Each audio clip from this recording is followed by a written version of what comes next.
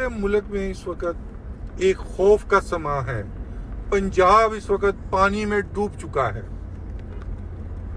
پتہ نہیں، مجھے نہیں لگتا کہ وزیر اعلیٰ پنجاب ملک میں ہے یا ملک سے باہر ہیں.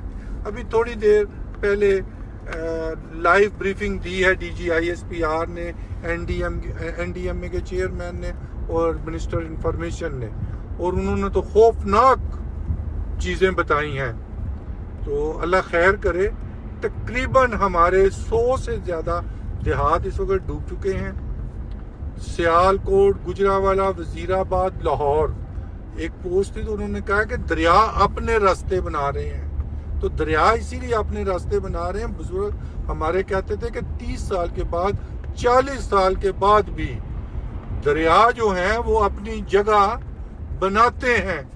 مجھے منسٹر پورٹ اینڈ شپنگ ہیں، انہوں نے بتایا چنیوٹ میں 37 سال کے بعد سیلاب کی پیشین گوئی کی ہے این ڈی ایم اے نے. تو اس وقت ہیڈ تریمو، دریائے چناب، ستلج، راوی اور جیلم بفرے ہوئے ہیں، اور تقریباً پاکستان کا 500 سے 600 ارب کے قریب یہ نقصان ہونے جا رہا ہے. اس سے پہلے ہمارے بلائی علاقوں میں 1000 ارب روپے کا نقصان ہو چکا ہے.